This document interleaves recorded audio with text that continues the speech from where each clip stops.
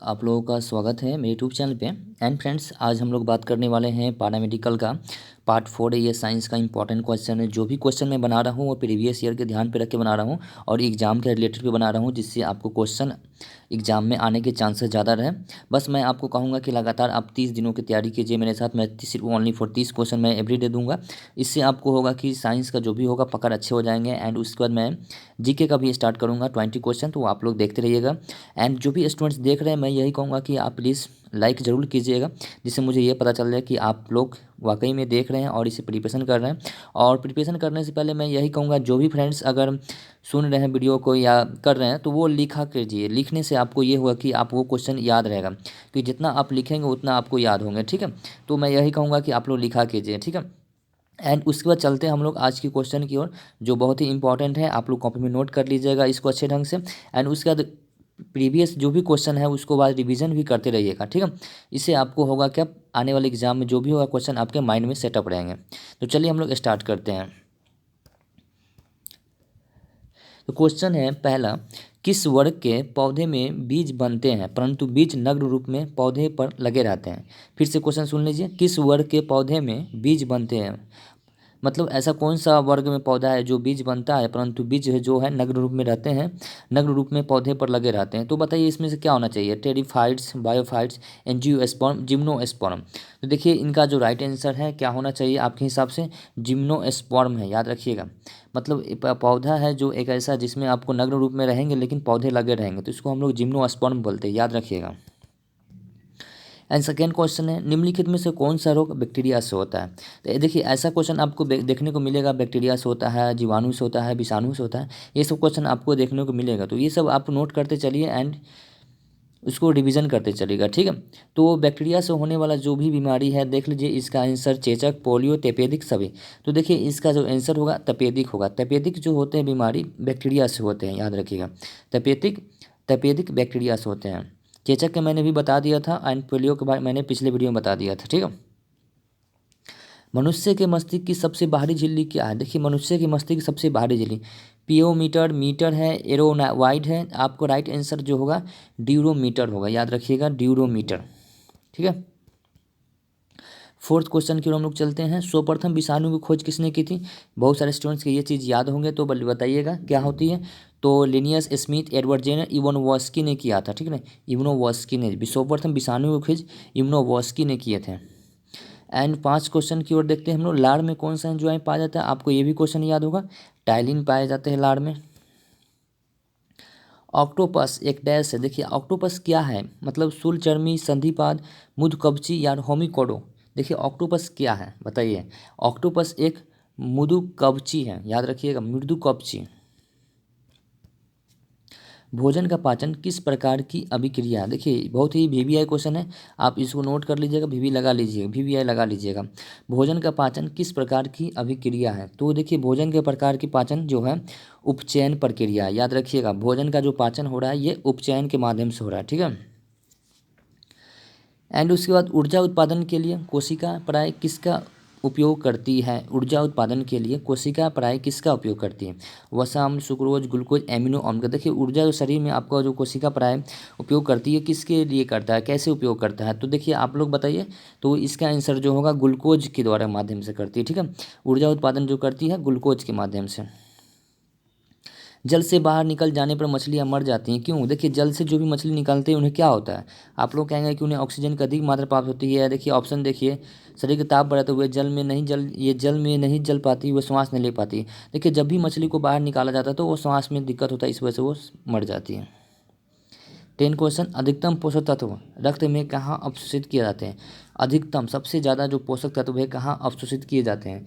तो बताइए इसका राइट आंसर जो है छोटी आंत है। ठीक है,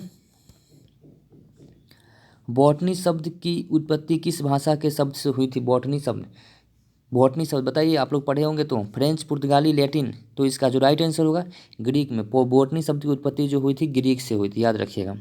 एंड बिच्छू का विष कहाँ होता था, आप लोगों को पता होंगे, पता होना चाहिए। ये बिच्छू का विष जो होते हैं डक में होते हैं। याद रखिएगा। वायुमंडल में सामान्य CO2 पाया जाता है। देखिए वायुमंडल में सामान्य CO2 कितना पाया जाता है? तो इसमें देख लीजिए आपको 4%, 0.03% एंड 21 एंड 78। देख लीजिए 0.03% जो होती है कार्बन डाइऑक्साइड होती है, CO2 होती है, 78 पॉइंट मतलब नाइट्रोजन होती है, याद रखिएगा, और 21 पॉइंट के अप्रॉक्स में ऑक्सीजन होते हैं, याद रखिएगा। सिल्वीकल्चर वनस्पति विज्ञान की वह शाखा है जिसमें वर्णन होता है। तो देखिए इसका जो राइट आंसर होना चाहिए 14 का, याद रखिएगा, सवालों का संवर्धन का। ठीक है, सिल्वीकल्चर वनस्पति विज्ञान की वह शाखा जिसमें वर्णन सवालों का संवर्धन का, याद रखिएगा।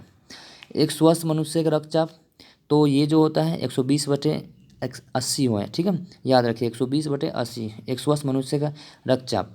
अर्धसूत्रण की पूर्वावस्था में समाजत गुणसूत्रों के युगल बनाने की क्रिया को क्या कहते हैं?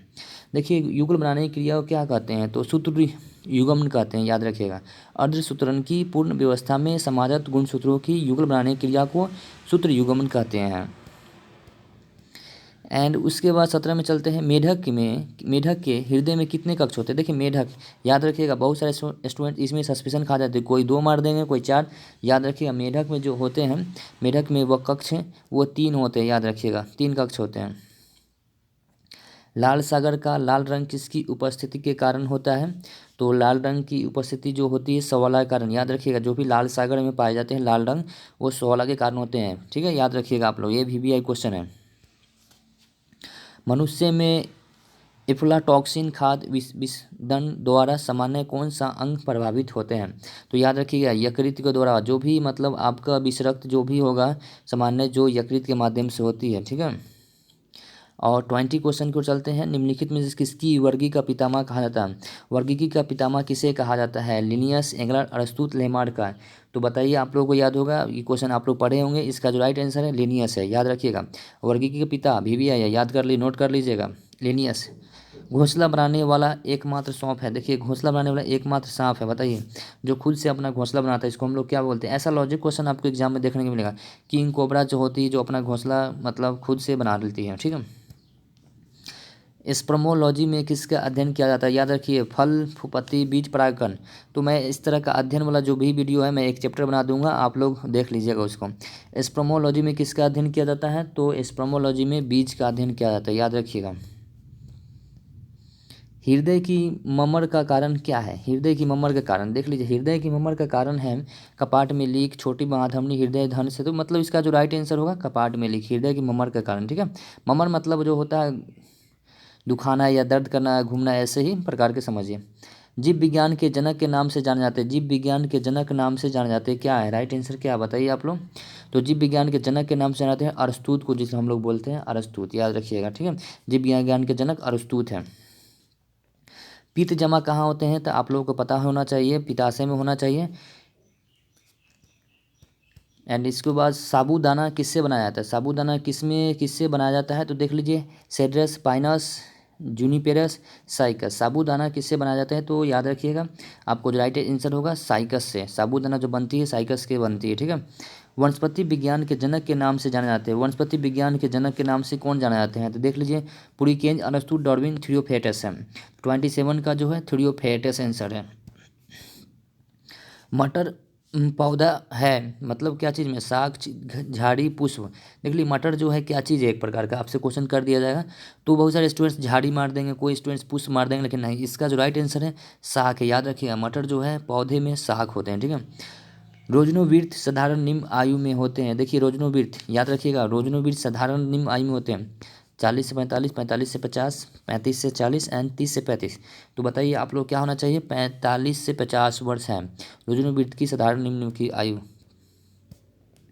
जीवाणु की खोज देखिए इंपॉर्टेंट है, VVI क्वेश्चन है, नोट कर लीजिएगा। जीवाणु की खोज सर्वप्रथम किसने की थी? Leeuwenhoek, Robert Hooke, Louis Pasteur, Robert Koch ने। आप लोग याद होंगे, पढ़े होंगे, जीवाणु की खोज लिनहॉक ने किया था, याद रखिएगा। जीवाणु की खोज सर्वप्रथम किसने की? लिनहॉक ने। तो फ्रेंड्स मैं यही कहूँगा कि आज का जो इंपॉर्टेंट क्वेश्चन है, सेशन है, जो आपका आज खत्म होता है, एंड आप लोग इसको देखिए एंड जो भी है रिवीजन करने की कोशिश कीजिए एंड कॉपी में नोट कर लीजिए तो अच्छा रहेगा। मैं ओनली फॉर 30 दिनों के टास्क रहेगा आपको, मतलब 30 दिनों में 30 क्वेश्चन, मतलब टोटल मिला के तो 900 क्वेश्चन हो जाते हैं, याद रखिएगा। तो 900 क्वेश्चन को मामूली मत समझिएगा, जो भी है इंपॉर्टेंट है, प्रीवियस ईयर है एंड एग्जाम के देख के आने वाले जो क्वेश्चन है एंड जो भी क्वेश्चन आने वाले हैं हम आपको बता देंगे।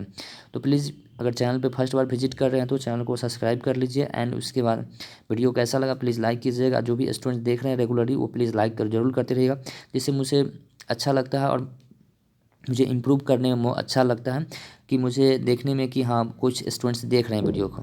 Thank you so much.